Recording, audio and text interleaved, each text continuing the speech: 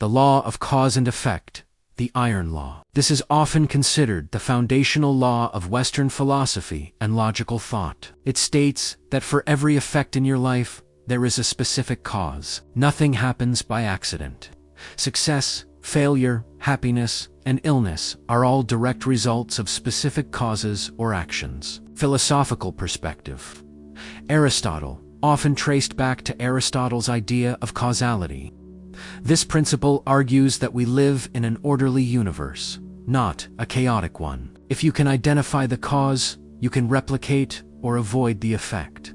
Determinism. In philosophy, strict adherence to this law leads to determinism, the idea that every event, including human cognition and behavior, is casually determined by an unbroken chain of prior occurrences. Karma. In Eastern philosophy, this mirrors the concept of karmaction and reaction. The intent and action you put out return to you in kind. Psychological application.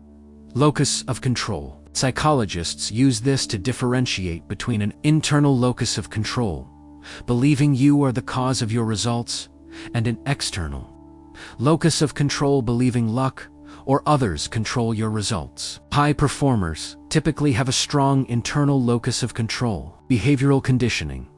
B.F. Skinner and behaviorists viewed this as stimulus response. A specific behavior cause leads to a specific reinforcement or punishment effect, which shapes future behavior. 2. The law of belief. The law of belief states that whatever you believe with feeling and conviction becomes your reality. This isn't magic. It is a psychological filter. Your beliefs determine what you notice, how you interpret events, and how you act. Philosophical perspective. William James, the father of American psychology and a pragmatist philosopher. James famously said, "Belief creates the actual fact." He argued that the will to believe is a significant factor in the outcome of an event. Subjective idealism. Philosophers like George Berkeley argued that reality is fundamentally tied to our perception of it. While the law of belief doesn't go that far, it aligns with the view that our experience of reality is subjective. Psychological application. Confirmation bias. This is the tendency to search for, interpret, and recall information in a way that confirms one's pre-existing beliefs. If you believe you are bad at math, your mind will highlight every mistake you make and ignore your successes to prove that belief true. Self-fulfilling prophecy. Robert Merton coined this term. If you believe a bank will fail and withdraw your money, and everyone else does the same, based on that belief, the bank fails. The belief caused the action that made the belief come true. Placebo effect.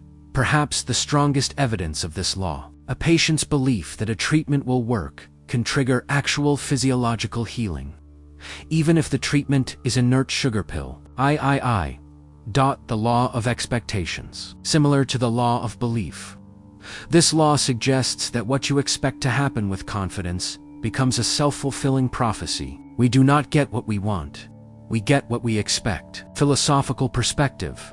Stoicism. The Stoics, like Marcus Aurelius and Seneca, managed expectations to maintain tranquility. They taught that one should expect difficulties and behave rationally when they occur. However, the modern interpretation focuses on positive expectation as a driving force for success. Optimism versus pessimism. Philosophically, this touches on the orientation toward the future. An optimist expects the best and thus acts in ways that make positive outcomes more likely. Psychological application. The Pygmalion effect. A famous study where teachers were told certain students were bloomers, though they were chosen randomly. The teachers expected more from these students, gave them more attention and support, and consequently, those students' IQ scores actually rose. High expectations led to high performance. Learned helplessness. Conversely, if you expect that nothing you do matters, negative expectation, you stop trying. Martin Seligman's research showed that animals and humans who expect failure will eventually stop attempting to escape negative situations, even when an exit is clearly available. The law of attraction. While often sensationalized in pop culture, the core of this law is psychological resonance. You attract into your life the people, ideas, and opportunities that harmonize with your dominant thoughts. Philosophical perspective: like attracts like. This concept appears in Hermetic philosophy, as above, so below. It suggests a resonance between the internal state of the mind and the external state of the world. Transcendentalism.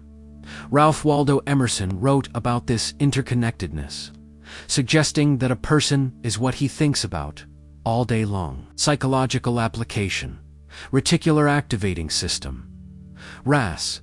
Biologically, this law is explained by the RAS in the brainstem. The RAS acts as a filter for the millions of bits of data flooding your senses. It only lets in what you are focusing on. If you decide to buy a red Tesla, suddenly you see red Teslas everywhere. You aren't attracting the cars. Your brain is finally flagging them as important because they match your dominant thought. Social selection.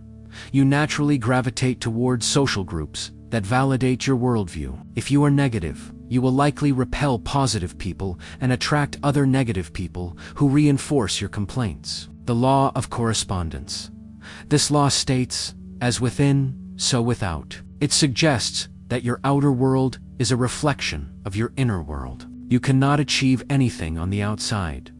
Health, wealth, relationships that you do not first possess. On the inside, mindset, character, discipline. Philosophical perspective. Macrocosm and microcosm. Ancient Greek and Eastern philosophies viewed the human being as a small universe. Microcosm that reflects the larger universe. Macrocosm, existentialism. Existentialists argue that we define our own essence. If your internal world is chaotic and undefined, your external life will be chaotic. If your internal world is disciplined and purposeful, your external life will reflect that order. Psychological application.